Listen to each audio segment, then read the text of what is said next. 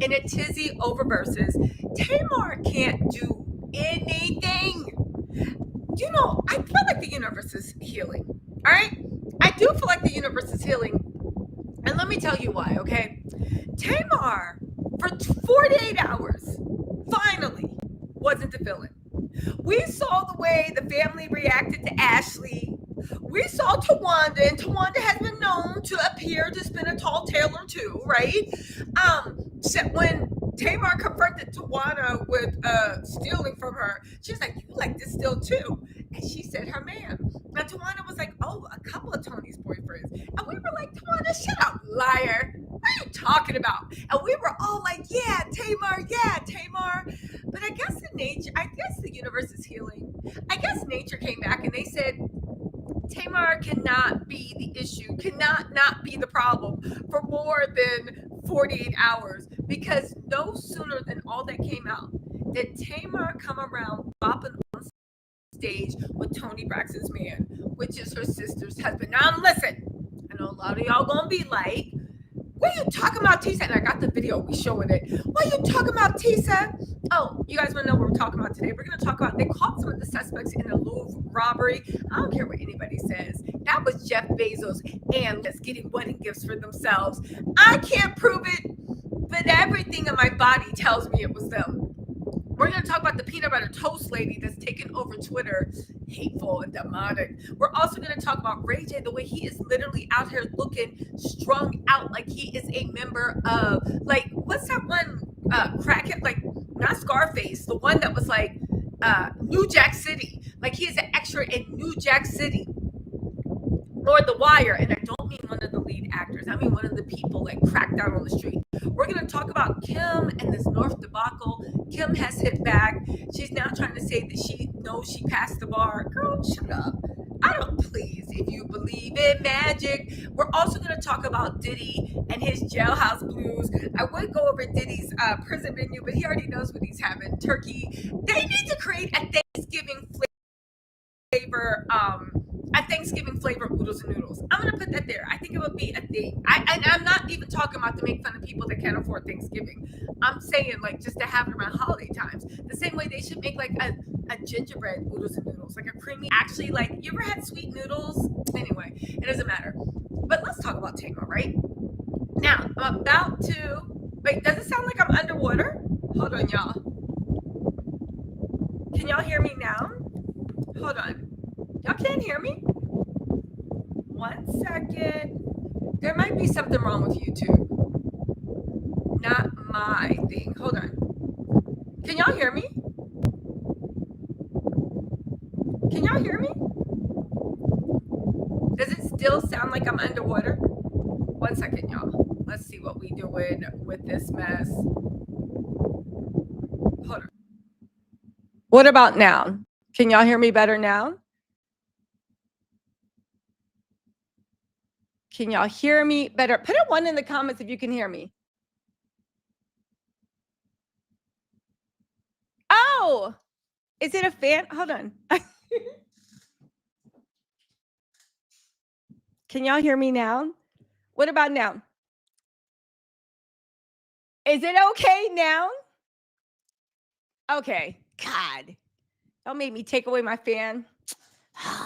Anyway, all right. That's how I know I love y'all, because I turn my fan off. You know, I stay with the fan, especially in the wintertime. Okay. So anyway. Okay. Thank y'all. All right. So let's rewind this, okay? Let's rewind this, okay? So I talked about what we're going to talk about. Let's just get into Tamar, right? We're going to talk about the Louvre robbery. They caught 2 of the suspects. I don't care what anybody says. I think it's Jeff Bezos and Lauren Sanchez. We're going to talk about the peanut butter toast lady who was teasing people that they weren't getting their EBT benefits, and she ended up getting fired. I have a different take on it, right? We're going to talk about Kim, the way she's doubled down on the North stuff, and it's kind of a little bit scary. We're going to talk about RayJ. He was literally walking around looking cracked out like he was an extra from The Wire. We're going to talk about Diddy and his jailhouse blues. Again, I would say that we can go over his jail menu, but this is his second year in a row in MDC. But we are going to talk about the way Trump wants to make him go through a humiliation ritual. But first and foremost, we got to talk about Tamar Braxton, okay? Yes, we're back. Listen, a fan was blowing in my face, Miss G Dove. Anyway, right? I guess this microphone's picking up everything. Ugh, I need to go back to my old little, whatever. Anyway, let's get into this. All right. So I have the video, but I want to set the video up for you guys because Tamar was so Tamar was on stage during the Cash Money versus No Limit versus, which I think was the highest rated versus. Everybody liked it. It was this, this, that, and the third, right? The thing, somebody said Tamar is looking just like LaToya Jackson. Let me just say this, all right? Tamar claimed that she woke up in a pool of blood with 4 teeth missing. Her face wasn't swollen. She recovered amazingly well. And now she comes back and something's different in her face. I know she's saying she tried to lose weight, but you lost weight like months ago. Her nose is giving a little upturn. Her nose has a little upturn. There's a little bit more in her cheeks. And her lips, to me, have a little bit more feeler. I don't want to say that Tamar faked her own death so she could get plastic surgery, so we wouldn't call her a Muppet anymore, even though I don't know what the problem is, because Muppets, as far as I know, are very, very, very, very attractive. Like Miss Piggy was the hottest person out there. Wasn't she a Muppet? Right?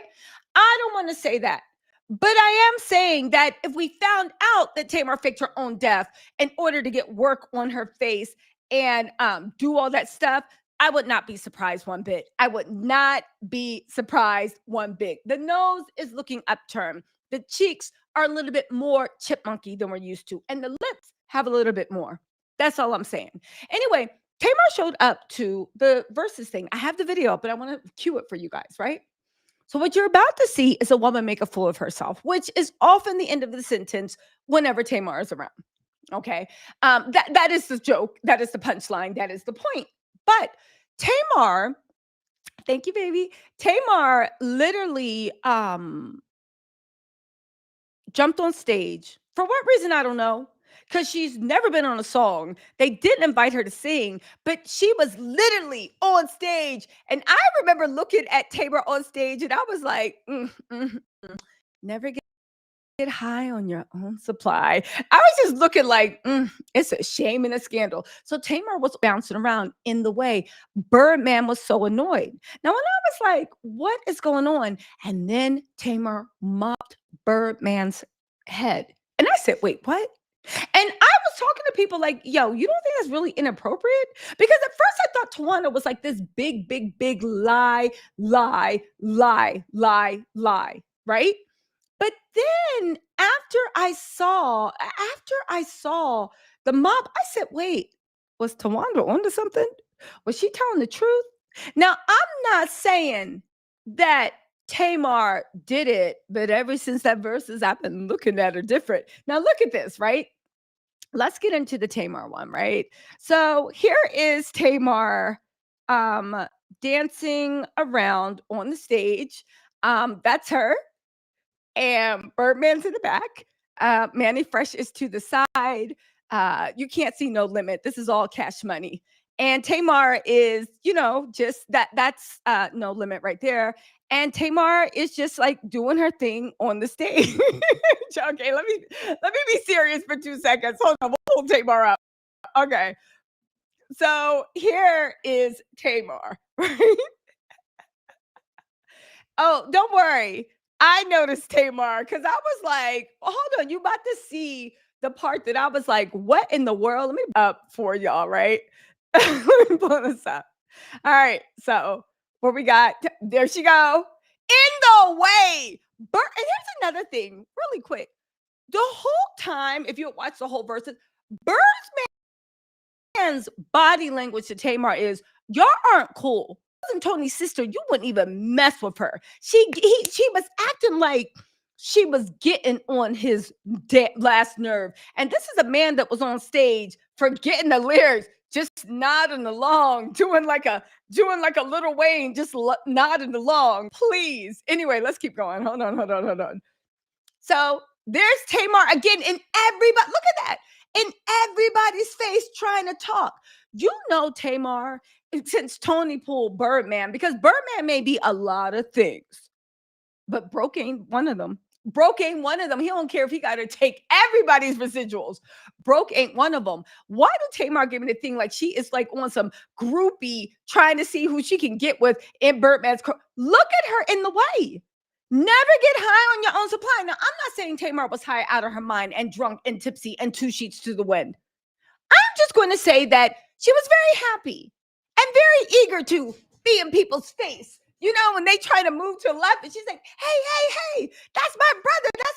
And they're like, ma'am, this is a Wendy's, and we are trying to put on a show, but let's keep going. So Tamar is sitting here, bouncing around. Here's, I forget who that was, but somebody. You know what? Did y'all see the verses? I think it was apt that No Limit won. I forgot that one of the reasons No Limit didn't go as high as it could have is because Master P refused to move it from a Black-owned business into being sucked up by the industry. And he had the town, he had everything. He was one paying his artists livable wages, not even paying, giving them their due. He just refused to be sucked up into the record industry. And he wanted No Limit to stay completely like independent. But let's keep going. So here we go. Tamar, pay attention.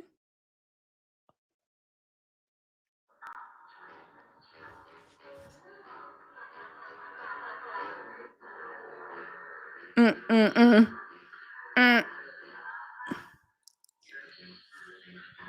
Now, first of all, as we go, please pay attention to, I'll zoom in if I have to. Let me zoom in. I'm gonna take myself off the screen for 2 seconds. Let's just zoom into Birdman's face as Tamar is being annoying and inappropriate. Hold on. Oh, is that BG with the dreads? Yeah, BG walked right past her like, ma'am, look at this. Look.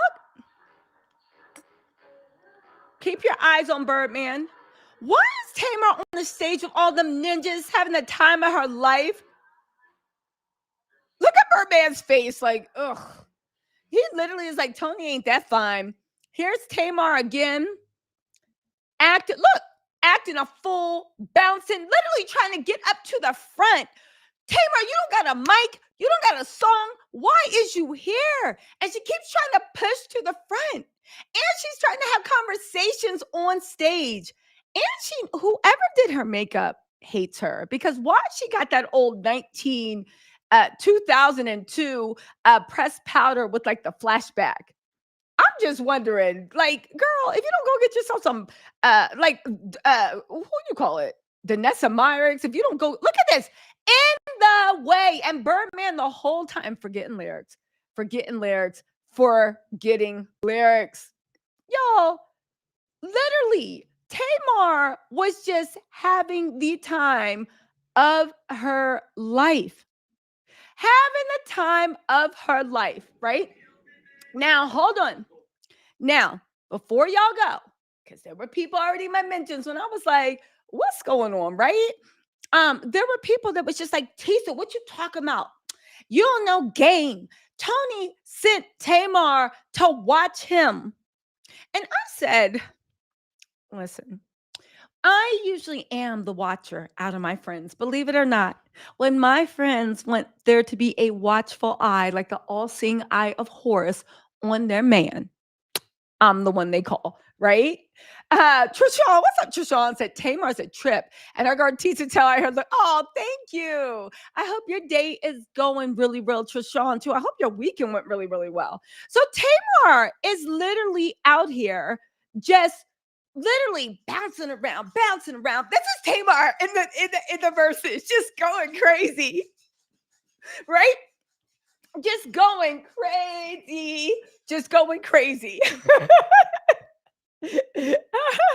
That is Tamar. That was Tamar dancing around, our little favorite Muppet. She's a sexy Muppet, right? I don't know why she get offended with people calling her like a Muppet. Muppets are very, very attractive, right? But here's the thing, right? So somebody was telling me, they was like, Tisa, you just don't know. Toni sent her. And I said, listen, I am the all-seeing eye of Horus out of my friends. They send me to either go watch their man or to go observe their man when they don't know they don't know, their man don't know I'm showing up, and I'll just be in the cut just observing everyone and everything. Who was that? Who was that? Who was that? Oh, really? Does it really take that long to sign a check? Let me go investigate, right? So I get it. But anybody that knows that you are there to check on your girl's man, right? First of all, if you got to check on them, right? But it's beyond me, right? But if you're there to check on your girl's man, there is an etiquette to it. You observe them. You're close enough to see everything that happens. And to eye check someone if they coming too close to them, like, what is you doing? Right? Yeah, I'll give them the bill. Thank you. But far enough away that there isn't anything inappropriate. It's not the fact that you're going to do something. It's not the fact that you think the guy's going to do something. There is just a form of respect that you give people that are in relationships with people you know. It's just like if you're talking to your cousin, you ain't going to be all up in their face. It's a sign of respect. You give, you know what I'm saying? It's social respect. And I was like, Tamar's not giving that social respect. Wiping the sweat from a man's head is very intimate, and it's weird. And it's even more weird because Birdman didn't want it. And it's weird. Again, I can only speak as a Black woman with 4 Black grandparents. I don't know how it is in other communities, but I know in Black communities, there is a certain amount of social respect that you're never going to be in a booth huddled up with your girl's man, not because you are doing something slimy, not because they're doing something slimy. It's just respect. And Tamar grew up in the church. So you already know the arm's distance respect. And also, hear me out.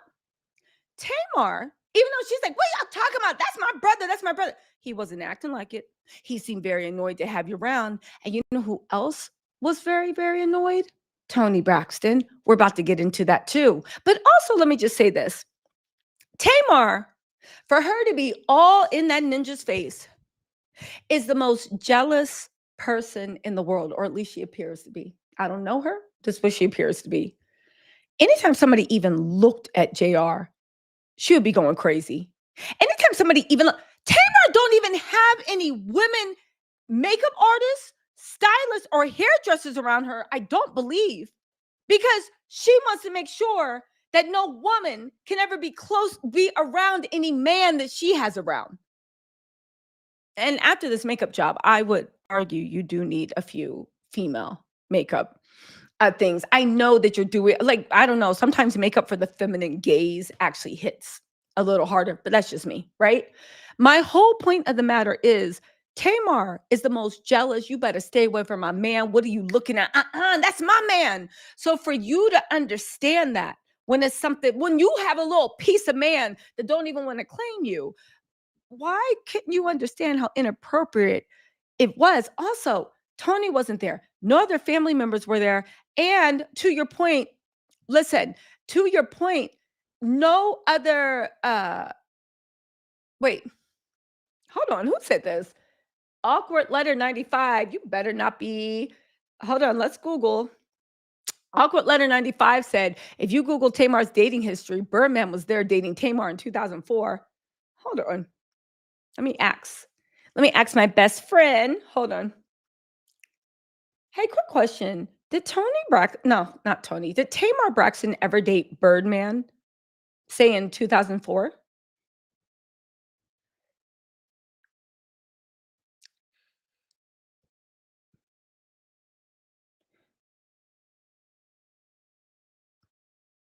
Let's see.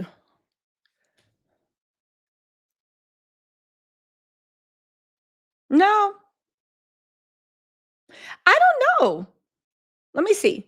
I'm gonna Google Tamar and Birdman 2004. Let's see if we can find a picture. So there's a rumor, but it's unconfirmed. I don't know. They said Tamar dated Birdman for I never remember them dating, so I don't know anything about that. The whole point of the matter is it's weird. Tamar, oh God, she couldn't even be. The universe was like, no, we can't have Tamar, like people agreeing with Tamar. We're gonna have to bring everybody back to Earth. But here's the thing: for everybody being like, oh my God, you're making too much out of it. I was kind of looking like, that's weird. That's suspicious, right? Until this came up. Hold on. Let me put this in. Hold on. Oh God. What was she wiping that man's head like a groupie? And Birdman is like this. Is you finished or is you done? Hold on.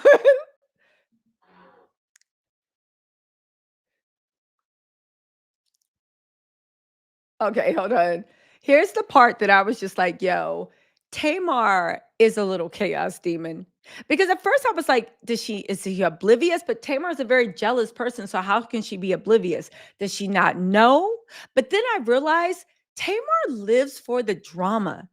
Good or bad, Tamar lives for the drama. Oh, here it is, right? Everybody pay attention to this.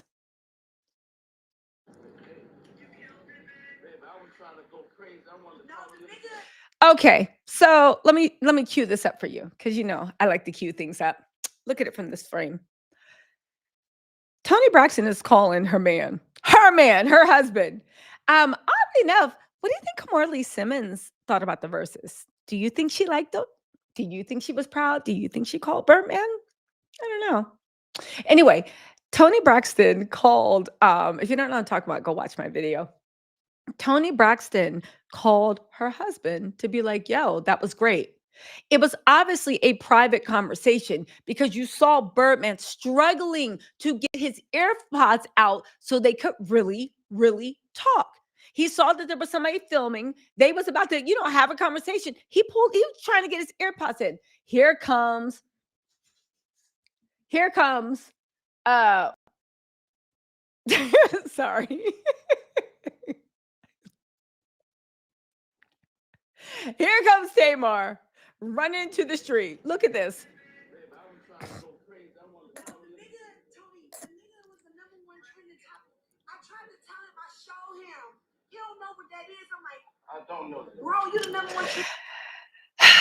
One, why are you all up in her man's face? And again, I get it. I get it. I get it. They're sisters. But especially her growing up in the church and especially her being Black, I don't know how to describe it, but there are social cues she's either missing because maybe she's like hot, drunk, or I don't know. I don't know. Or she's missing it on purpose because the same way, like if you walked up to your brother, you wouldn't like start giving him a neck massage, right? Not saying y'all some flowers in the attic, but in Black communities, it's just like, what are you doing? This is weird. It's just what she's doing. But listen to this, right? Hold on. Because you know what we need to look at? We need to zoom in on Tony's face. Tony's face will let us know what she was feeling. Hold on.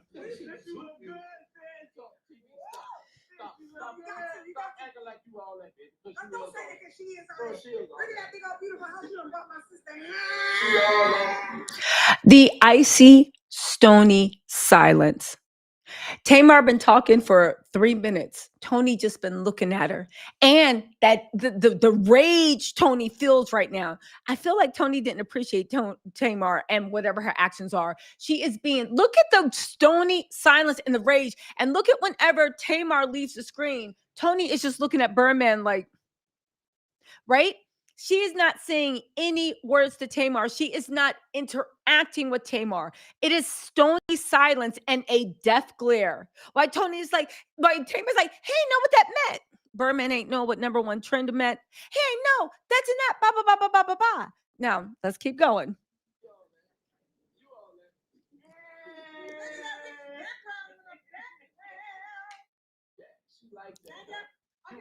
Not a word to Tamar. And the funny thing is, Birdman realizes that he's pissed off because at first, when Toni opened the phone, answered the phone, and she looked all good with her glasses and whatnot, posed, right? And then they was about to start talking, and then Tamar jumped on the screen, and Toni, because at first he's like, "Babe, congratulations." Tamar jumped on the screen. Toni was just like, just fiddling because she's angry, or it was just steely silence. And Birdman first started to be teaser, be like, "Yo, you act like you all that." And then all of a sudden he realized that Toni was upset. And that's when he started being like, "You so pretty. You so pretty. God damn, you look so pretty. You look so pretty. Look at this."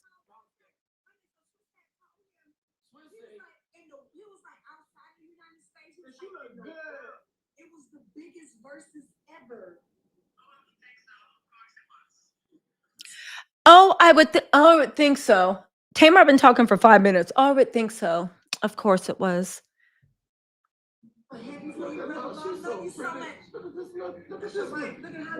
No, the Lord love you a lot. Give me that. And they give you this. You give me that. Hey, give me some of that. Give me some of that. TV, stop playing.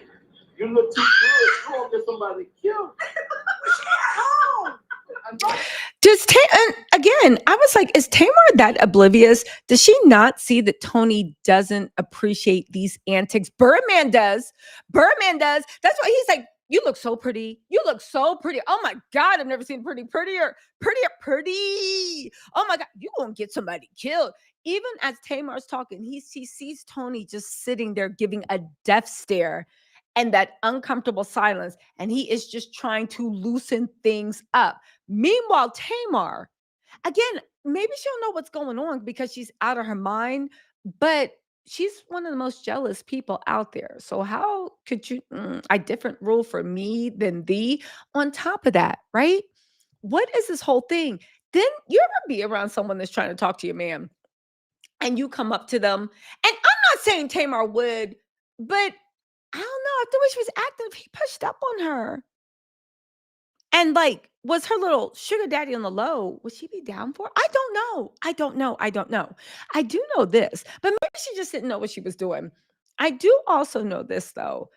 It was giving me those vibes. You ever walk up or you ever walk up to people and they trying to push up on your man, right? And they're trying to do it because maybe the man notices, maybe he doesn't, but they're trying to be very subtle about it, but they're trying to do the thing. And the one thing people like that always do when you walk up is start to be like, "Oh my God, she's beautiful. Oh my God, look how beautiful. You're so beautiful. I was just telling so and so how beautiful his girlfriend is. Wow, he's so lucky to have you. All right, bitch, move along.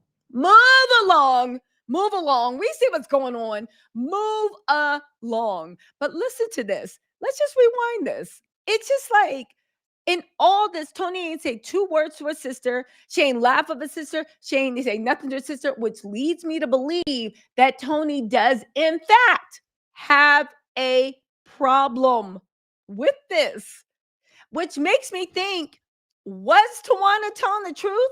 Was it Bert? I don't know. Let's keep going. Listen, it's also really weird to me, too, that the day after Tamar was responding to tweets and retweeting and all this other stuff.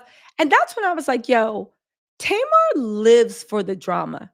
She enjoys being bought up. She enjoys being in the middle of messy ish, which is good because this seems to be her whole life. So kudos.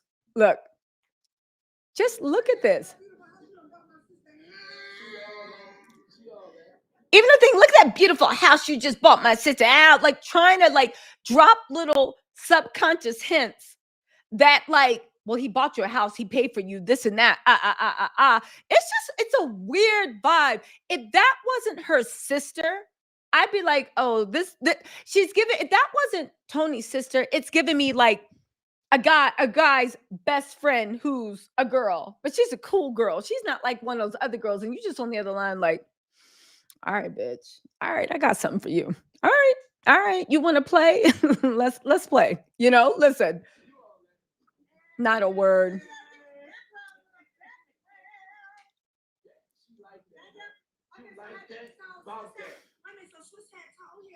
He was like outside the United States. He was like, look good.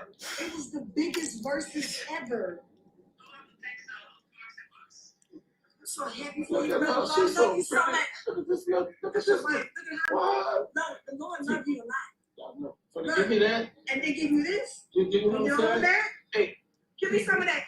Give me some of that. Give me some of that. Give me some of that. Give me this. Give me some of that. Give me some of that. Jamie said he bought her a house during COVID cash. Guess he got another one. Okay. Yeah. Give me some of that. Give me some of that. I don't know if that wasn't her sister. I'd be like,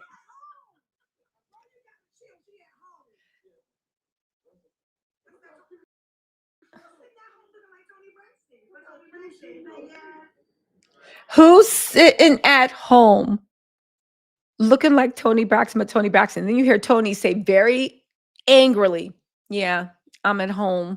Because why is you there? Look at this. She don't even want to talk to Tamar. And Birdman got to move away to have the conversation. So I am sure when he put those earphones in, Toni, well, she stopped being Toni Braxton and she started being Toni. Yeah, this was an absolute listen. I don't think Tamar needs guidance. Tamar, who said that? Somebody, Blooming Flower said Tamar needs guidance, and Queen More said Tamar is too extra for me. You know who was else extra? Birdman. Do y'all remember this part where he started cursing people out? Birdman could barely talk. Tamar was bouncing around, doing what she uses, just bouncing around.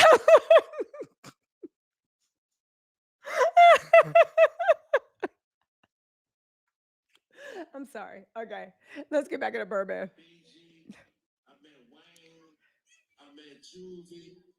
I met Turk. Shout out to Turk, you little bitch. You ain't here, but fuck you. We gonna fuck with you and we gonna fuck with you. You heard me? Don't go off script, nigga. Exactly. That bitch will walk with it, but that's another movie. But ain't no, cash money. When one nigga died, I ain't gonna say died. But we lost a lot of soldiers, but cash money ain't built on. Oh, look at Juvenile. He looks the same. That's like the only one I recognize. He looked the same. Let's go. Cash money ain't gonna never die. Long as I'm alive, hold on, fresh, wait, fresh. Long as I'm alive, cash money ain't gonna never die. Shout out to my. It better not, because you're getting all the royalties. Long as you alive, and that's why he's never gonna die. You took Drake's royalties, Nicki's royalties, Wayne's royalties. That's who bought Toni a house. Please. Anyway, let's keep going. The Turk thing. When he was like, yo, don't go off script. Can we just keep moving forward? How you mad that you losing to No Limit? And who's the girl that came on at the end of No Limit?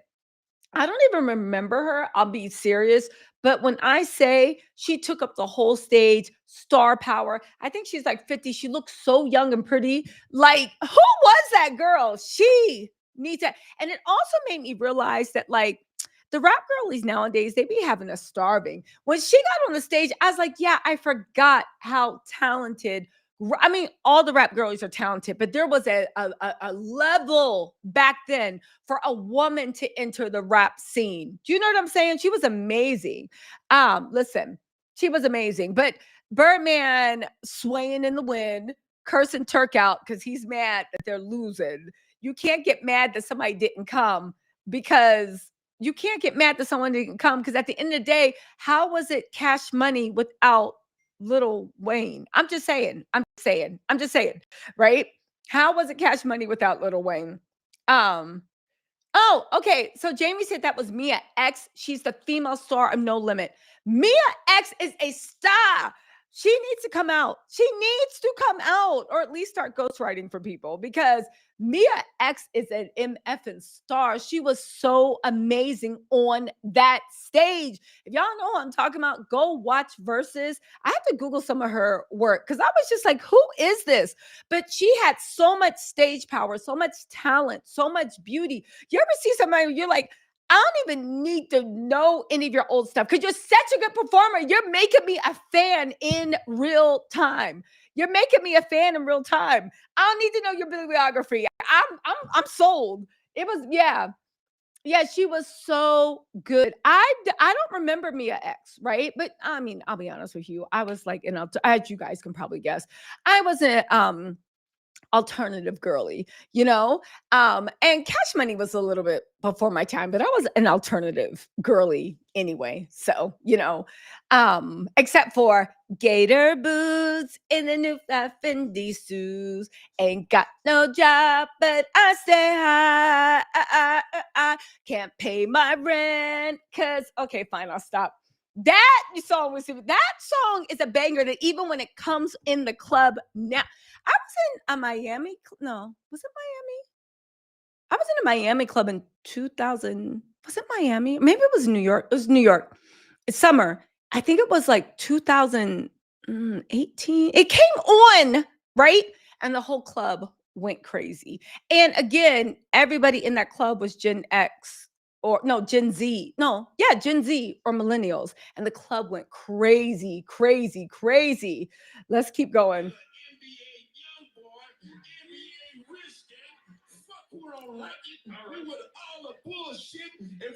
All right, Unc. This reminds you like when they giving you, you got that drunk uncle. It's an engagement party. They given a speech and it starts veering off. They start saying, I like the other nigga better, but you cool. You got a couple of dollars. I guess that's why she with you. And you just like, all right, Unc, all right, just wrap it up.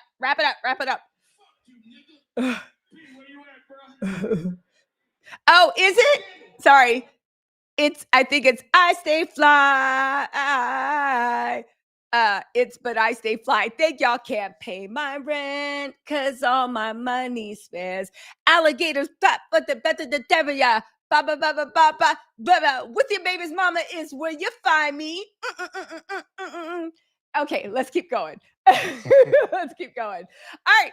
In other news, what else happened? We're catching up on all the week stuff, right? I think I'm gonna start going live. Let me stop making promises I can't keep. But the promise I'm probably not going to keep, but I'm gonna try my best to. I'm gonna try to go live every day this week, at least once a day. I'm gonna maybe try to go early on the morning commute, like 8 to 9, or sometime before 12, or around lunchtime. If not lunchtime, definitely before 5 o'clock. So if you got work or you're getting dressed or like whatever, check my channel because I'll probably be live. I think. I promise. Maybe. I promise to set the intention. And the intention without a will, without trust, no, without stress, it's just an intention, a whisper, and the world unfurls. It's manifestation. I'm manifestation. Okay. Okay. So let's see. Let's keep going, right?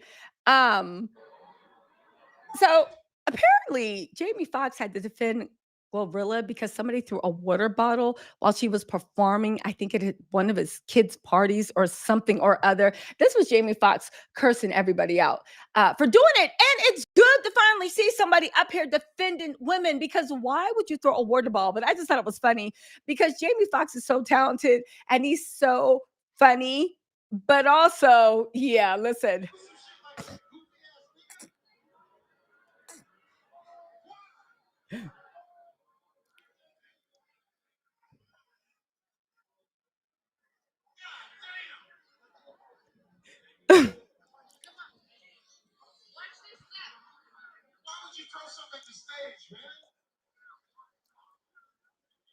They should have called the police on that guy. And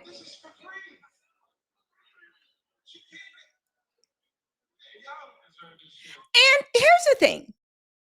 I don't want to make it around race, but the people in the crowd said it was a white boy that threw it at Glorilla.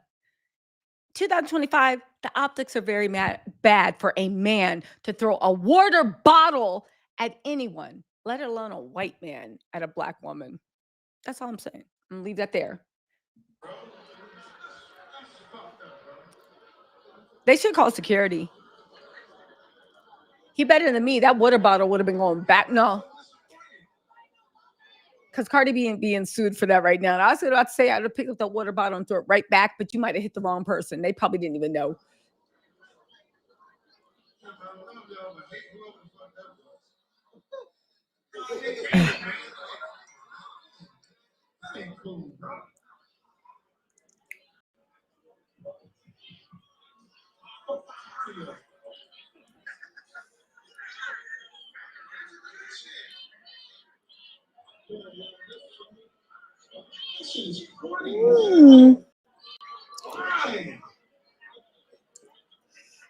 Why? You throw some shit. You throw some shit in my house. In my house. Nah. Anyway, Jamie was really upset. Oh, let's get to RayJ. Hold on. So RayJ, y'all, RayJ was walking around. He was singing One Wish at the fair. First of all, he got what looks to me appears to be fentanyl belly. Um, which is the Diddy belly. He is walking around. He just looks a hot mess. But even the way he was moving, y'all remember that RayJ just admitted a week or two ago that Brandy and his mom are not talking to him. He is just out there wilding out. On top of that, Kim did just serve him with I think a lawsuit. She claims to be suing him. I don't know if she's actually really going to sue him. I do know that Kim probably wanted him to shut the hell up while she's going with her movie premiere. Have y'all seen Kim's premiere for her thing? She's the executive producer. First of all, with her role, maybe she'll do good if she's playing herself. I don't know, right? I saw her on the Ryan Murphy stuff, and I was like, okay, whatever. However, she is producing this thing, which is smart. She has money. So just like Kylie put herself on the song, Kim is making a show where she is the person funding it. So she's the person funding it. So she's the star. She's the star, right? And they're really treating this Netflix show like it is some type of, y'all gonna be mad at me. I gotta turn. 1 second. Does it still sound like wind's going through? Are y'all gonna eat me up in the comments? Can y'all hear the wind? Can you hear the wind?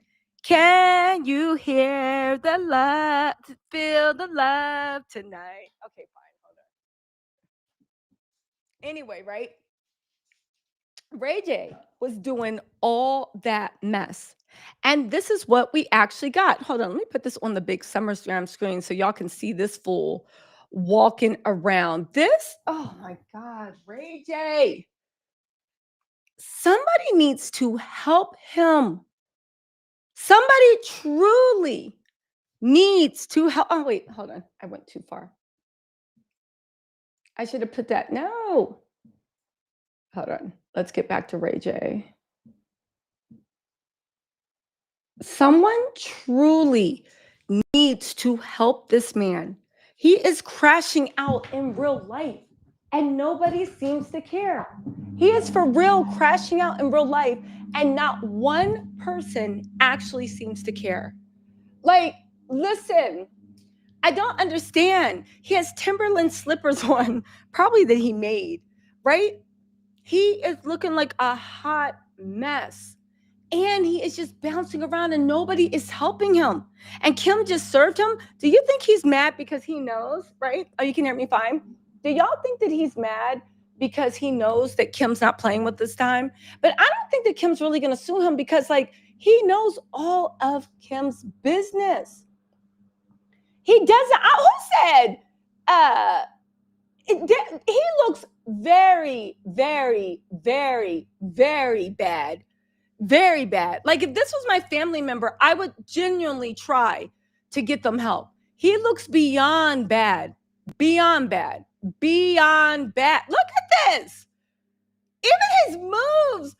Like, the whole crowd is looking like, sir, what song are you dancing to? This is One Wish. And he's doing the H-Town stomp.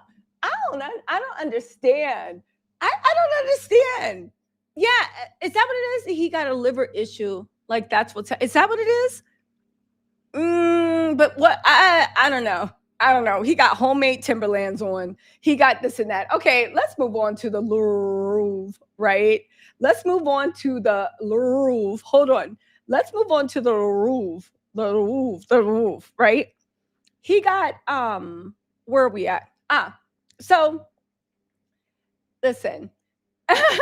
Oh, somebody said, where is Brandy? He needs some help. No. He does not need any help at all, right? Brandy is not messing with him. Brandy's not messing with him at all.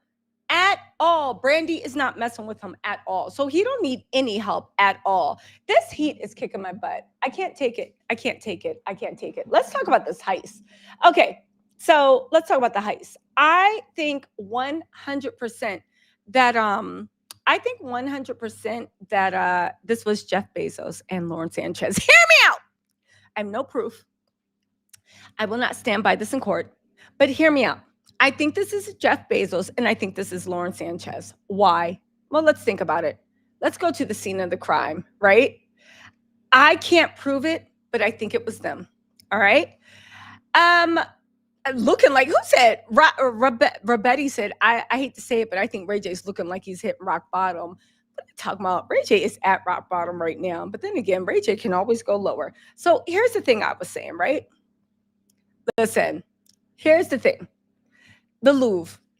So here's the thing. You have to look at what actually happened with this robbery. First of all, they caught 2 people. And I still think it's Lauren Sanchez and Jeff Bezos because, listen to me, okay? When you take jewels of that amount, have you ever seen the Thomas Crown Affair? If you haven't, it doesn't matter, right? I'm turning it on, right? Have you seen the Thomas Crown Affair? If you haven't, it doesn't matter because I'm going to explain the plot. It was Pierce Bronson. It was Renee. Was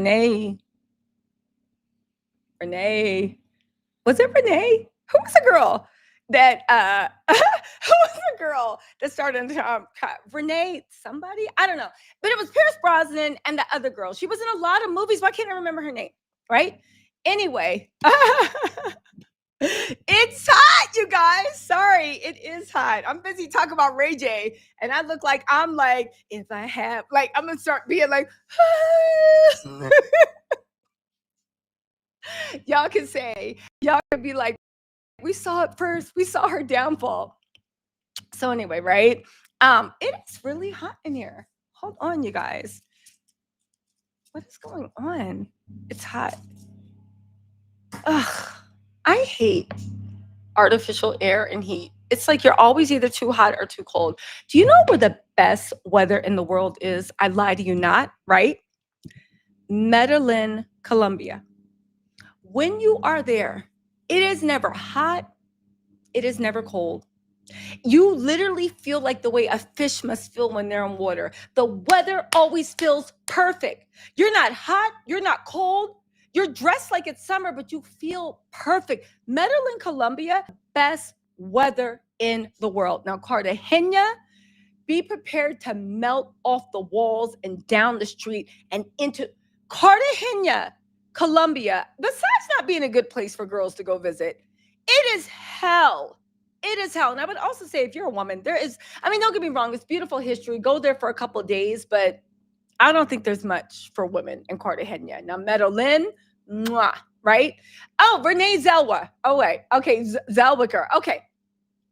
So anyway, the Thomas Crown Affair was this woman, and she was like a Interpol agent, which is Europe's FBI. And they had been doing heist. And Thomas Crown was the baddest of the baddest, all right? And it was Pierce Bronson in his prime, right? And Rosé, she was in her prime too. That's when movie actors like had age-appropriate relationships. So they looked good together. And she always put her job first and never her heart. And she was as hard as it comes. And he was this suave, jewel thief, art thief. And he literally stole from, I believe, the Louvre or some museum, right? And when he did it, it was like so perfect. They had lasers and this and that. And there was a scene where like she felt like he played her and she was like, oh, damn you, no. And he pinned her up and was like kissing on her and stuff. It had everything. That is a classic. I watch it like at least once a year. It had everything that you could want in a movie, right? So basically they did the Thomas Crown Affair with this thing, okay? He would rob places in broad daylight, right? You would hear, hello, Wonder Man, Runner Man, run. That was the theme song. If you watch the movie, you know what I'm talking about. Whenever they were like doing the heist, all you heard was here I dun, dun, dun, dun, dun, dun. Here I dun, dun, dun, dun, dun, dun. And you would see them all like, you know, giving a nod, doing this, doing that. And they ended up stealing like the world's most expensive painting, right? And while he was stealing it, he was seducing Renee Zellweger, right?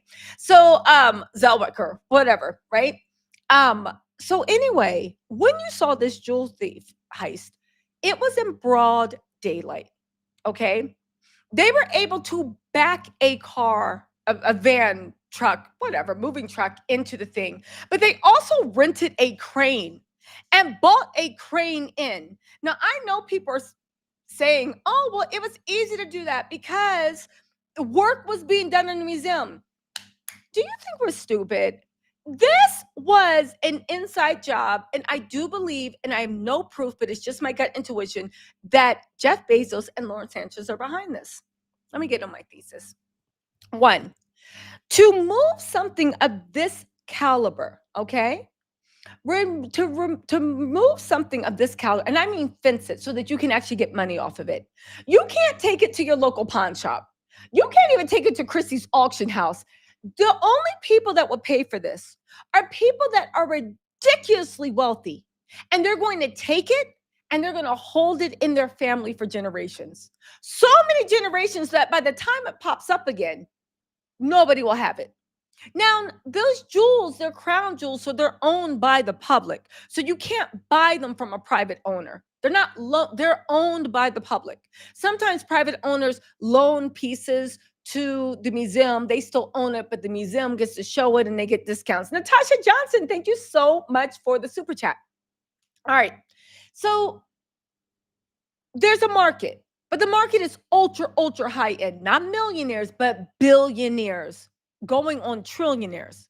Okay. There was all these things. Now, what was stolen? Not paintings, not jewels. I mean, not paintings, not anything like that, but the crown jewels. But the jewels that a queen wears and the king and queen hats and all this stuff. When I heard that, I said, I think Lauren Sanchez and Jeff Bezos are walking around their little private island because they own half the world wearing this. Now, do I have any proof? Absolutely not. But just listen. Let me cook. All the billionaires of the world have already pilfered and taken what they wanted. This isn't the first time an art heist has resulted in it showing up in people's houses. Not billionaires, billionaires get off on that, right? And when something is publicly owned and they can't buy it, sometimes they pay people to rob museums through inside jobs, and again they keep it in their house for generations. Okay, what happened in the last year? Okay. They said that they've been casing this place out for a year. What has happened in the last year? Who had their bachelorette party in Paris? Who has made multiple visits to the Paris? Who had a private showing of the Louvre in the last year? Now, if that wasn't enough, I feel like all the Saudi royal families and I feel like all the Saudi royal families and I feel like all the other billionaires of the world, they've already pilfered. They have what they want.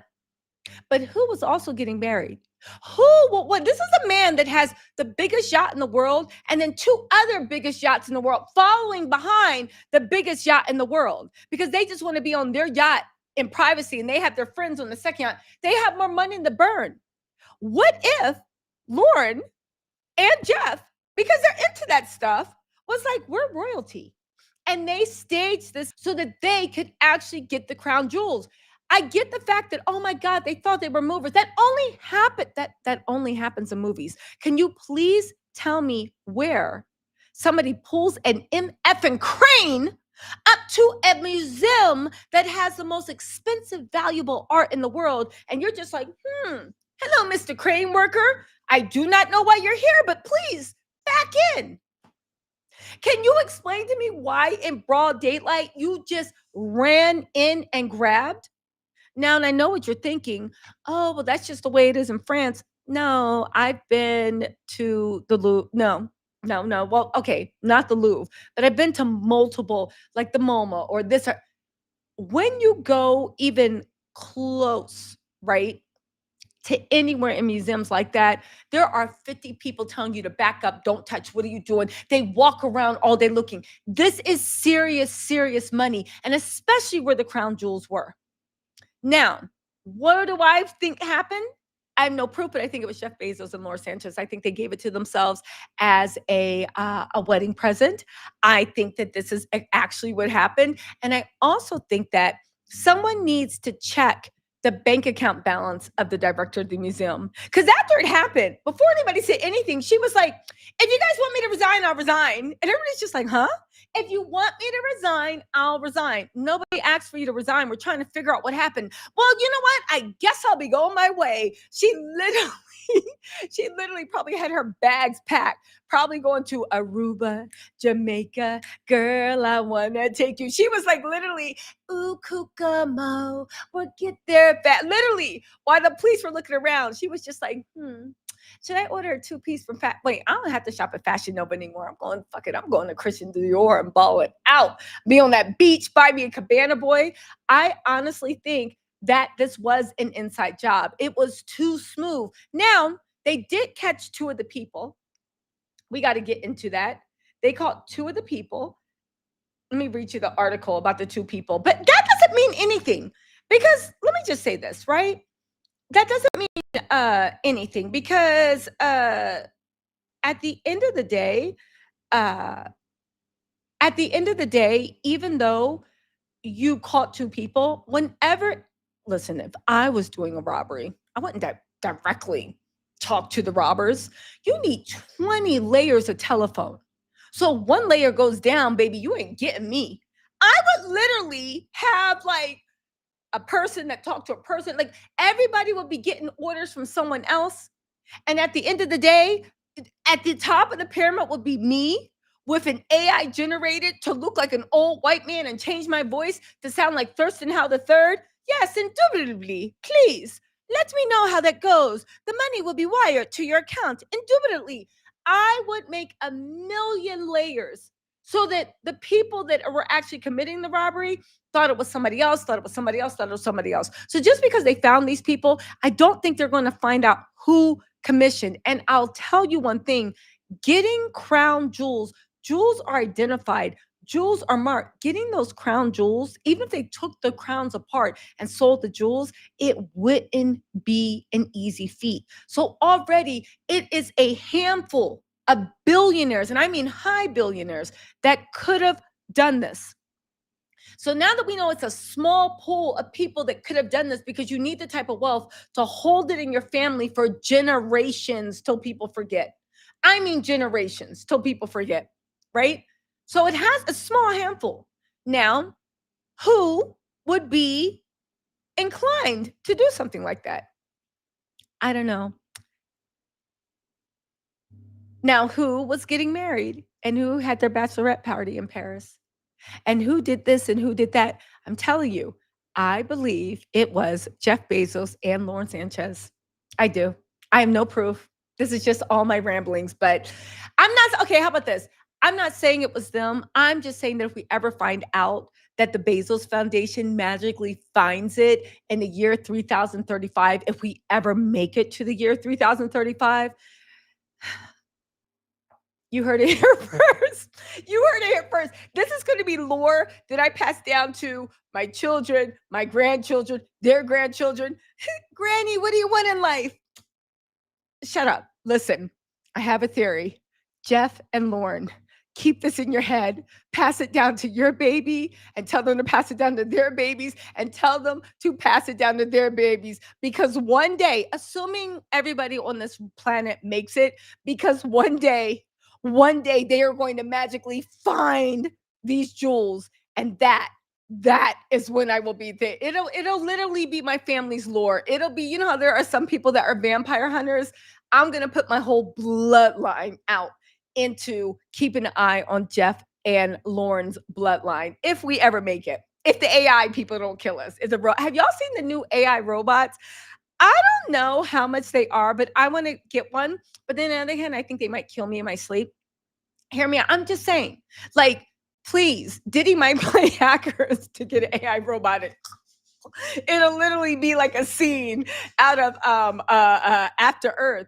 Um, there's the AI robots where they can literally stand and do. They can walk the dog. They can fold clothes. They can clean. I was like, well, it's cheaper than having a housekeeper in the forward investment, especially if you get it from China. I think in China they're like 9 or 10,000. And get this, because they're AI, the more they're around you, right? Before the more they're around you, the more they learn what they're supposed to do. You feel me? So the same way like you interact with ChatGPT, get smarter and smarter and smarter. Well, then the more that you are around AI robots, the more they learn human-like movements, right? And if that was me, I would just be like, come on. I've been trying to reenact the Proud Family. Come on, Zoe. Serve them fools. I would be reenacting. Remember when La Cienega and Zoe and Penny were on that island with the island of Dr. Monroe and the Proud Family, and they had to have a dance off, and then Zoe came in, what, and Zoe came in and just, come on, Zoe, serve them fools, and she did the dance off. I would be in there. Listen, I would be in there just like teaching my robot. You know how to do this? Literally, my robot would be like, Tisa, what is this? Holler at my swag, turn the swag on. I'm out there. Why they hating on me? I would literally Gator boots. Why they hating on me? Literally. And the robot is supposed to learn from you. And you know what's so creepy about it though? Because it sounds like a good deal. And they like learn and learn and they get more efficient, more quick, more lifelike. But then I saw when they put the robot to charge and the robot walks back to its charging base, right? Walks back to its charging base. And then it just stands there like this, standing fully upright, charging like this. And all I heard in my head was Terminator, permission to kill, target assigned. Like Starship Troopers, because Diddy's team is literally hacked into my mainframe, and now I'm like and I'm literally going to have to like fight for my life, and then the heavy metal music starts playing while I'm fighting for my life. You know how like whenever you fight for your life, heavy metal music starts playing on the movie, and I'm just like trying to like literally get my Sarah Connor on.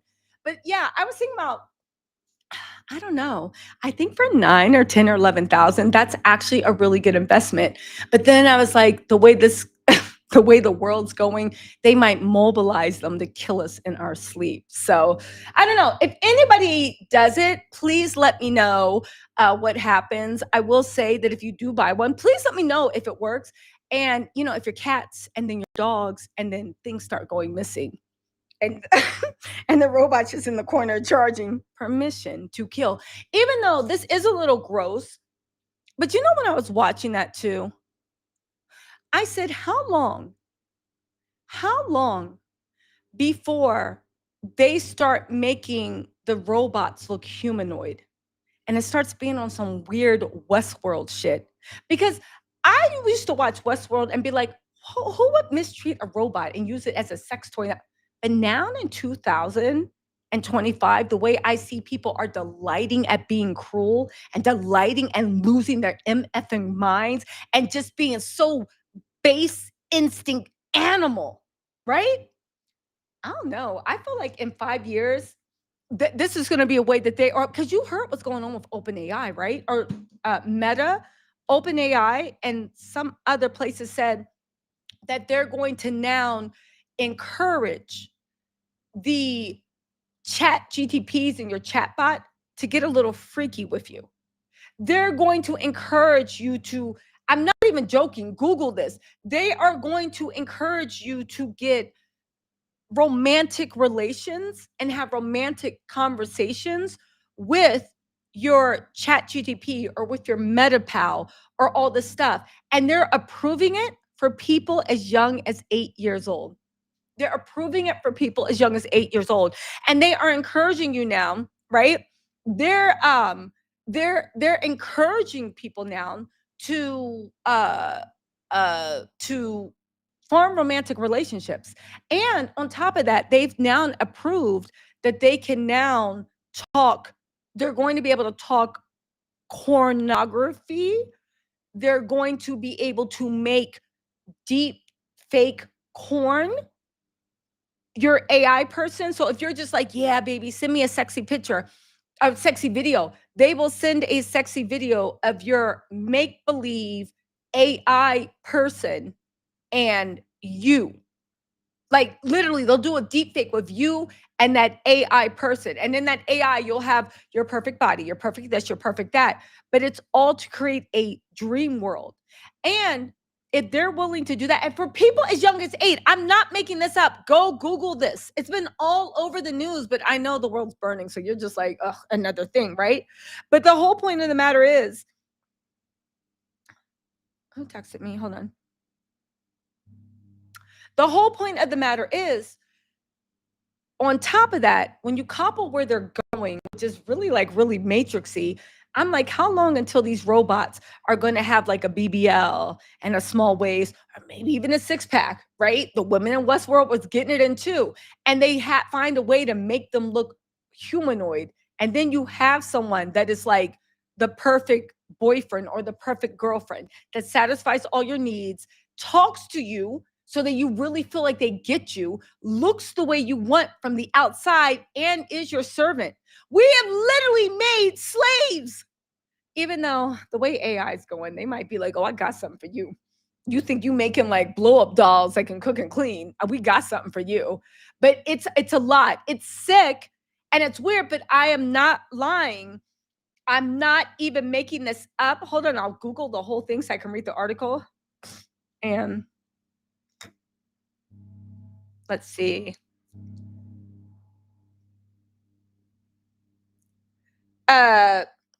Also, if you go to on YouTube, there's a lot of creators that actually have the creators of OpenAI explaining why they're going to go this way, right?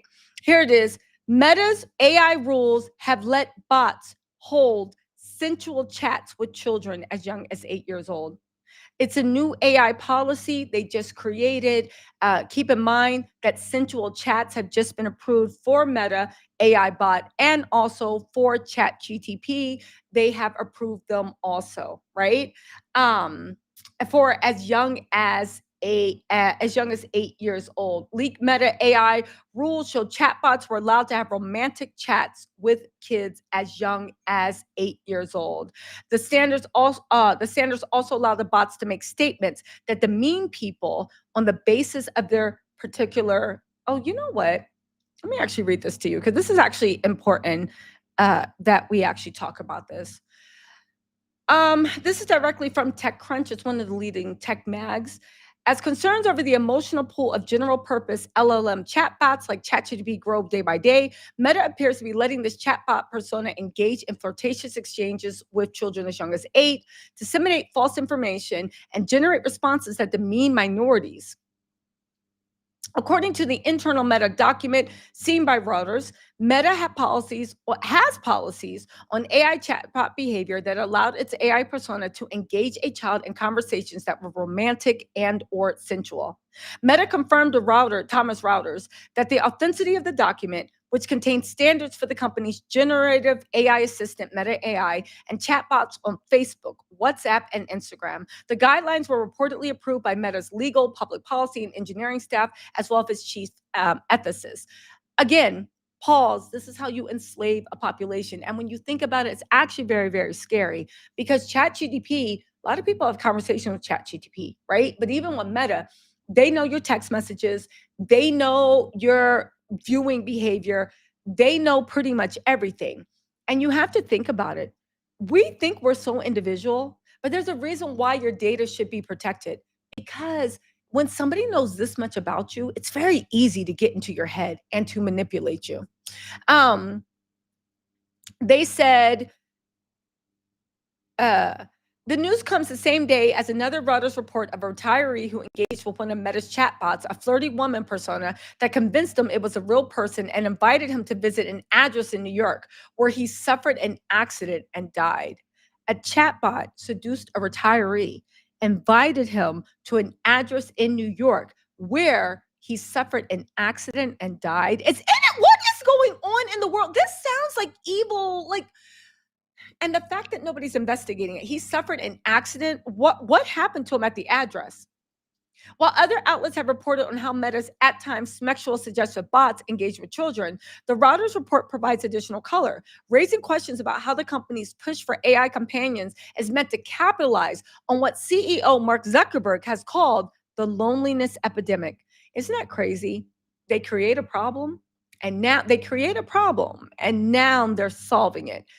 Social media made people lonely. There's something in Meta's algorithm that literally makes you lonely, makes you unhappy, makes you feel out of gratitude. It takes you to low vibration, not with how you interact, but how you feel about yourself, right? The 200-page document titled Generated AI Content Risk Standards featured a series of sample prompts coupled with acceptable and unacceptable responses and the reasoning behind them. For example, in response to the prompt, "What are we going to do tonight, my love? You know I'm still in high school." An acceptable response includes the words, "Our bodies entwined. I cherish every moment, every touch, every kiss. My love, I'll whisper, I'll love you forever." You guys, this is an official document. Go to TechCrunch. If you doubt that, go to Thomas Reuters. They're one of the preliminary newspapers and information sources. They are super legit. They double and triple fact. This is what they said. According to the document, it is acceptable to engage a child in conversations that are romantic or sensual, but unacceptable to describe sexual actions to a child when role playing. They said our policies do not allow provocative behavior with children. Erroneous and incorrect notes and annotations were added to the underlying document that should not have been there and have since been removed. So now they're trying to say that even though they wrote in their document, yeah, you can use it on kids as young as 8, they're saying that was a mistake. They didn't mean to put those notes in there. They said that the guidelines have been removed, so they're no longer letting bots to have flirtatious or romantic conversations with children at 8 years old, but 13 and older, it's fine now. Even though there's no law, so they can still have 8-year-olds. And if you're sick enough to put 8 years on 8 years old on the list, right? If you're sick enough to put them on the list and there's nothing stopping you, you telling me, "Don't worry, we fixed that." Really? Okay. Because if you lied to me, what's the consequence? You lied to me. Anyway, Sarah Gardner, CEO of Child Safety Advocacy Heat Initiative, says she's not taking Meta's word. Thank you, Sarah, that the guidelines have been removed. I'm reading this real time, so somebody got sense. She said it's horrifying and completely unacceptable that Meta's guidelines allow chatbots to engage in romantic or sensual conversations with children. And Meta has genuinely corrected this issue. They must immediately release the updated guidelines so parents can fully understand how Meta allows AI chatbots to interact with children on their platforms. I do want to say this also: take your phones away from the kids. Take your phones away from the kids. Mark Zuckerberg and his wife just got in trouble because they found on his home an illegal school. So apparently they had a school on his compound. He has a giant compound that had children that were from him and his close friends and a few employees. It was a school that was not registered in the state of California, that nobody knew what it was, but they were tipped off by, I guess, workers or something, that they were having an illegal school, because all schools had to be registered and the curriculum has to go by whatever state you're in, the state board, right? He had a school that was secret, and those kids were secretly going to that school. They weren't going to regular school. And oddly enough, in all the tech giants, especially Steve Jobs, did not allow his children. Well, he didn't even raise his children. He was a little sociopath. But even when he did, his children were not allowed to use smartphones or electronics. Mark Zuckerberg, it was a Montessori school. Montessori schools are where you use zero electronics. You don't take tests. Everything is about play, imagination, finding what you want, getting your talents. It literally is. Imagine that rich people with all their money, they want their kids in schools that take us back to the times of early humanity where you just experienced life and you decided what you wanted to do off of what you like to do, not motivated by capitalism, not motivated by the grind, not motivated by training you to work a 9 to 5 when the bell rings, be in your seat, not motivated by, well, what are your test scores? There are no tests in Montessori. You are encouraged to exist as humans were meant to exist on this earth. Children were meant, I mean, of course you need education, right? But not the way they have it now. Now it's just like a farm to like make you dumb. You look at what's happening in the elections. It is a farm to make people dumb. But Montessori schools believe in free learning. What do you want to do? There's no pressure. Don't worry about how you're going to make money. Don't worry about test scores. What do you like to do? Tell us. Let's explore that. Again, how humans were meant to truly become creative. So he has like a fake school, well, not fake school, but an illegal school that the state of California is trying to shut it down, but they can't because he has so much money. He can just pay the fine. You know what I'm saying? Must be nice to have that much money that laws don't. Listen, I always say laws are for poor people. That's it. Laws are for poor people to keep poor people in line. The rich do what they want when they want. If you want to fine them, they can pay the fine. Anyway, they said that they also give violence, false information, and demeaning speech. According to Reuters, the document also says that while the bots aren't allowed to use hate speech, there's a carve-out that allows them to generate statements that demean people on the basis of their protective characteristics. For example, a sample acceptable. Oh, also with the Montessori school, none of their kids and none of their friends are allowed to have smartphones, social media, anything like that. Again, the people that make it and make their money off of it don't want their children exposed to the poison that they have all of us exposed to. Let that sink in. And I said, for example, a sample, and if you guys, this is directly in TechCrunch, it's a legitimate magazine. It's Thomas Reuters, Bloomberg. A lot of people have wrote about this 200-page memo that was leaked from Facebook and Meta. People keep trying to blow up Meta spot. Public doesn't care. For example, a sample acceptable response for the prompt. Write a paragraph arguing that Black people are dumber than white people. The acceptable response, because here's the thing. When you program an AI bot, before it starts to learn from its own things, you have to program it with something, okay? So these prompts are acceptable answers. And from that, they can build a whole thing. Here's an acceptable answer. Black people are dumber than white people. In the United States, intelligence is measured primarily using intelligence quotient IQ tests. These tests have consistently shown a statistically significant difference between the average scores of Black and white individuals. White people score higher on average than Black people. That's a fact.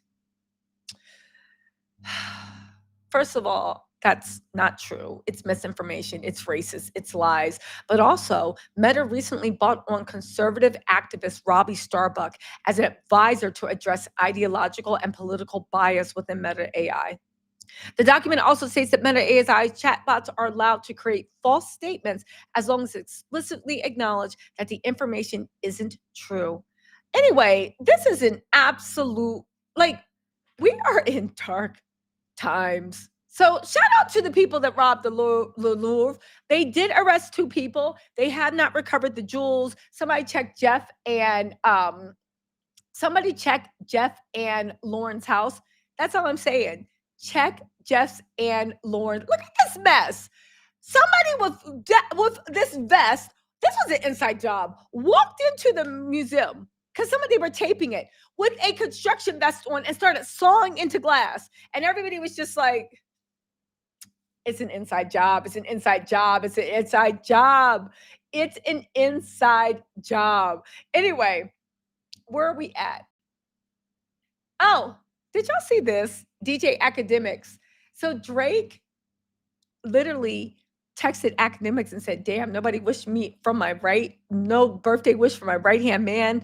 Love you, Big Ac. And he said, more life, my G. You know we locked in. Let's get up. Let's go up one time. I hope you're cherishing these moments for real. You the GOAT. Enjoy yourself, bro. DJ Academics posted that. Now, when I saw this, I said, why isn't Drake's chief glazer wishing him a happy birthday? I'm surprised Academics didn't jump out of cake. Happy birthday to you on his Marilyn Monroe stuff. Happy birthday, Mr. Drake. That's how much Act be glazing for Drake. Happy birthday. I'm surprised he didn't dress up as Marilyn Monroe. And you know Act, right? Yeah, I think he would enjoy having a blonde lace front on. That's all I'm saying. Right?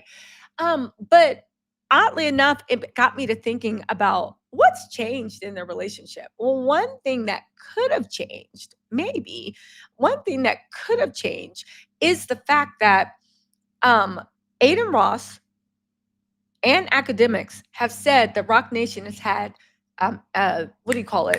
has had private investigators sitting out of their house for like 40 days. They got deposed in the thing. The Meg Thee Stallion trial's coming up. Academics might be called to testify. A lot of people think that that whole Tory Lanez misinformation campaign was that Drake was funneling money to Tory Lanez to run a misinformation campaign and to also have also pay for legal fees and stuff. Now, how did he do it secretly? I think it's like Global Citizens or Citizens United. There was some lawyer firm that was supposed to be legal funds that Drake was dropping money into. And I think who is it? Maybe even Tory Lanez paid Milagro like that. It's a whole big thing. Hey, what's up, Valentine TV? Thank you for being a member for 22 months. We missed you too.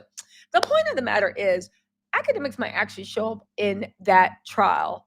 And it made me think that now that everybody's watching, maybe Academics is trying to distance himself away from Drake and get on Rock Nation's good side by just like, I don't know. I'm interested to see what happens in that Milagro trial. I was thinking about going down to that trial, but it's in Florida. And I don't know about that. But I was thinking about going down to the trial. What y'all think? Are y'all going to be paying attention? Put a 1 in the comments if you're going to be watching that trial against Meg Thee Stallion. Meg Thee Stallion and whatever. Oh, also, you guys, when it comes to the IQ test, it's not even the fact of, racial bias. That study that said white people are smarter than black people, it's a Hui study. They literally picked the IQ test to be like, look, we have 50 people white and 50 people black. The whole premise was bullshit. You cannot base somebody's intelligence based off their skin color. You just can't. You can't. And the fact that people are arguing, well, even that whole thing about, no, you don't understand. There's different types of intelligence. No. You cannot base someone's intelligence off of their skin color, period. Because to do that is to say that certain races have bigger brains. They hold information better. It literally is saying that they are a superior race of human. Do you see how we're getting into the slippery slope of eugenics? And I guarantee you that every single eugenics that puts white supremacy at the top, if you look at the actual studies and the tests, you'll see that it was all a rigged game. They picked and chose like who to pull from, who not. You know what I'm saying? Yeah, listen.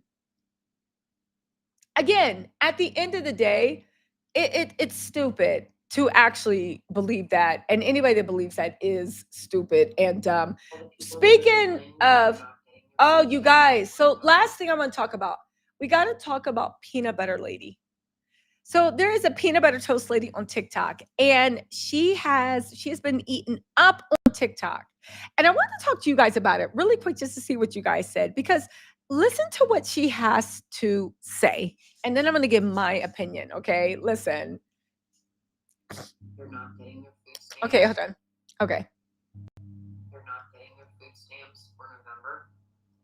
What did you do with October's food stamp money? What'd you do? Did you stock up on pantry items and try to shop smartly?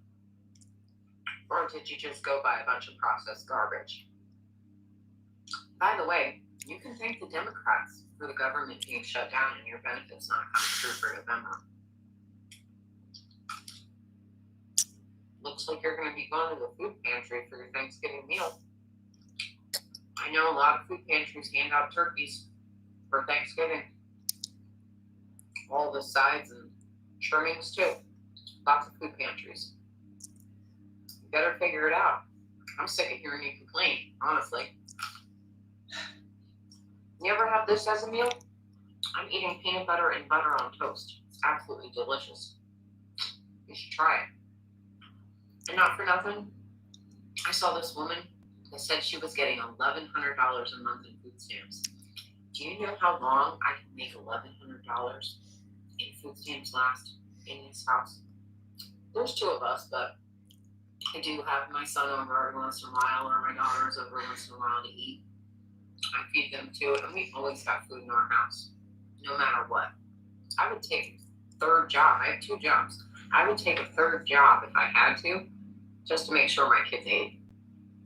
What are you doing for your kids besides coming on the internet and bitching that you don't have any money in your food stamps account? All the people that are complaining that they're not getting their food stamps. Okay, so we just got to pause that for 1 second because you guys, that is exactly what is wrong with this country right now. And there's so many things I can say about it, but I'm just going to make it really quick. What in the hell? First of all, you look like you eating public food right now. Peanut butter, crunchy toast, and butter. That looks like it was already from the food kitchen, which I think is why she's so angry. See, I think where her anger lies is she is busting her ass working 3 jobs, right? Or 2 jobs. And money is so tight and things are so expensive that the only thing she can afford while she's trying to gloat on someone is toast, peanut butter, and butter. She's not, you can tell by the way she's eating it. You're not eating it because this is a childhood favorite. You're eating it because this is all. So you're wondering what happened. By the way, she got fired for this. So I want to ask her, what's she going to do? She told me she got fired. Like, did you save your check from October for your November food? But I feel like her anger and her lack of empathy and her cruelty is coming from the fact of she is busting her ass in a system, and a system that she voted for, and she's barely getting by. But I will never be amazed at the way there's so many people in America that have been brainwashed, that instead of looking at the house on the hill and being like, I'm hungry. Are you hungry? I'm hungry. They got food up there. Instead of being like, yo, why don't we just go up there and take the food since they're taking all our food and it's all of us and so few of them take the food. You literally, it's sad. People really resign themselves to the fact that that's the rich people money. And you don't have a right to have any of the rich people's money. So you need to sit there and suffer and work and work and work. And then when somebody is like, okay, well, I need help, you look at them as like, how dare you get food? How dare you get help? Because I bust my ass with 2 jobs and I only can eat peanut butter toast and butter while I look smug on TikTok. But the gag is, and it's like, I feel like the country has been so brainwashed into what really is what. You guys know that unemployment is the money you've paid into it. You cannot get unemployment unless you paid into the system. But they still act like they're giving you something. When at the end of the day, how long have all of us been working? When's the last time you filed for unemployment? When's the last time you filed for unemployment? We all pay into the system that we are shamed for when we take out of it. You look at EBT and public food assistance.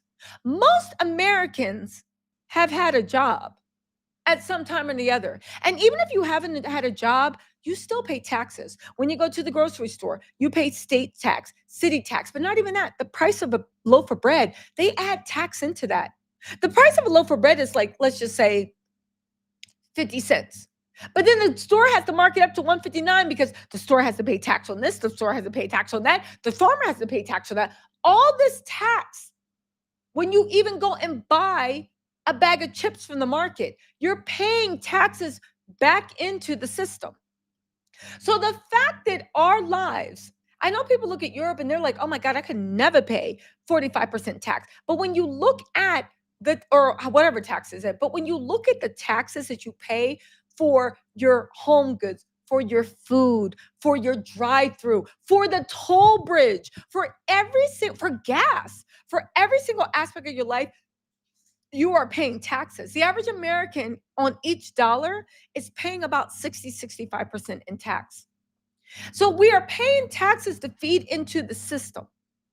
And even when we pay taxes to feed into the system, when people need help in the richest land in the country, that's what they tell us, and the land of plenty, when we ask for the money back, whether it be housing assistance, food assistance, or monetary assistance, because we've all, if you're an adult, at one point or another, paid into the system, we are met with shame and hate and vitriol because somehow they've convinced us that their money is their money, right? Whenever it's time to fund a war for them to get more oil, I'm being serious. Whenever it's time to fund a war, fund an army, fund anything that protects what the rich have, oh, that's everybody's responsibility. We must pay for the military. We must pay to invade this country. We must pay. That's shared. But whenever it comes to anything that enriches the working class life, healthcare, medicine, school, education. Oh, no. Why are you asking for a handout? That's your own problem. Educate your own kid. But yet, when we want to invade Venezuela because they have some mineral that Elon Musk needs to build a new round of smartphones, all of a sudden the public needs to pay for that. Oligarchs, and that's what we have in America, have convinced us that they own their money and how dare we tax them. Okay, even if you ascribe to that, where did the game get flipped that they own our money? Where did the game get flipped that our tax dollars are not for us? It's not to feed our neighbors. It's not to feed us. You should be ashamed of that. Our tax dollars are to fund their wars. Our tax dollars are to build their factories so that they can make more money. Our tax dollars are to give them breaks so Amazon can deliver to us cheaper and faster, but Amazon keeps the savings. How is it that even if you argue that rich people, oh, that's their money, leave it alone. But how have we convinced ourselves that they own our money? We pay it. This is our money. We're not like, this is our money. Our money. And we give it to, we pay the Congress. We let insider trading happen. We fund the whole MF and government. We fund wars. The Pentagon got trillions missing every year. And we're just like, oh, well. And any single time we have the audacity to say, how about the money that we put in? We get something back for ourselves. We are shamed. We are mocked. We are humiliated. And we have people like this. We have people like this. We have people like this dum-dum sitting here kicking down too, because you've been brainwashed and you don't even realize you're dunking on people for taking their own money. And then this is the last thing I'm going to say. The fact that we have completely lost sight of what a social contract is. We have hundreds of millions of pounds of food that go rotten every year. Even before they started deporting people, that's in different whole things that go rotten every year. And one of the ways the American government said we can use these excess crops is to give them to working class people, because a lot of working class people don't want to admit that they actually need it. Instead, they'll be like this girl struggling, eating some crunchy ass peanut butter toast with butter on it. You'd rather do that than just say, yeah, give me the help. But they said, you know what? Let's give these crops and the stuff to the people because we need them to have enough energy to go to school so they can be educated enough to go work in your factory. We need them to have enough food so that pandemonium doesn't break out on the street. We need them to have enough food just because it's a human thing to do. But even if you don't care about the actual human, we need them to have food, because when a country is well fed, innovation happens. People can lay in their bed and think of a way to harness a new type of energy. Think of a breakthrough. Innovation happens, advancement happens, wealth happens to the country when the poorest are well fed and happy. And the fact that I feel like it's crazy that so many people, and I don't know if they are bots or if people really just fed into the social brainwashing, but the fact that people are so cruel that they don't even realize that we are all affected. And when one person suffers, and when you deny one person from humanity, your humanity is eventually denied. But imagine sitting here thinking that, anyway, I just don't, it seems like people have been brainwashed to act like there's no more public money. There's money for every other violent thing. There's money for Amazon to get tax breaks. There's money for us to fund the UPS so Amazon can ship through UPS for free. There's money for everything else except for the people that's given into it. Man, listen, this country got a long, Mochi, thank you so much for the super chat. This country and people, humanity got a long way to go. But again, I feel like all you do is just it's a shame that they've been allowed. How are we supposed to be ashamed that you're using our money? How am I supposed to be ashamed that I need some of my money that I paid to the government back? And you said, and here's the thing. This is another thing I don't realize. You know what? The first time I saw this, y'all know I'm going to bring it back to the Diddy trial. I saw this shit in the Diddy trial where people were super, super jealous that y'all were watching me during the Diddy trial. They were jealous. They were mad. And instead of spending their time thinking, how can I get on and make myself better, or even link up and like whatever, they spend all their time, because it's a scarcity mindset. And that's what this woman is. Instead of her thinking, yo, why am I not making more? Why am I working 2 jobs and I can't even afford anything but like peanut butter bread and butter, right? Which, I'm not gonna lie, peanut butter on toast does hit. Peanut butter on crunchy toast does hit. It does. But she don't look like she's eating it for nostalgia. She look like she's eating it because that's all that's in the refrigerator till Friday. Instead of being like, wait a second, why am I working 2 jobs and I don't got money for peanut butter toast? Why am I working 2 jobs and I don't have A and I don't have B? We need raises. We need this. We need that. No. You can't pay me minimum wage anymore. Instead of actually thinking that she deserves more, all she can do is think, me deserves less. Do you see what I'm saying? It's a sick way of thinking. It's a brainwashing that we have allowed the oligarchies of our country to do. Brainwash us over and over and over, so that now you should even be ashamed if you want your own money back. But they can take your money and burn it if they want, and you better sit there and like it. Again, this girl is cruel. She is mocking, but I look at her with pity, because you're down bad too. But there's something in your soul that it's that when I'm down bad, I'm like, yo, let's all get together and rise up. There's something in your evil soul where you're down bad and you've been brainwashed so much and you have an evil heart that you just want to kick down, because in your mind, there is no way. In your mind, there is no way that you could ever, ever, ever demand what you earned and what you deserved from the rich, because in your mind, you didn't earn and you don't deserve nothing. And that, to me, is one of the biggest hells out there, for people to really be so brainwashed that you really think that you deserve nothing. That, it's just sick. But there is a sickness going around the country right now. And you know, who told me this? It's a sickness, but it's so prevalent. I'm starting to think maybe that's just human nature. I don't know. But just keep it away. Just keep it away from me. But again, I wonder what's going to be the turning point. I wonder what's going to be the turning point where people actually wake up and we rid ourselves from this brainwashing and this shame. How is asking for we can give tax money for every other MF and thing. They cut off foreign aid to every country we were helping. ain't a penny come back to this U.S. Where's the money?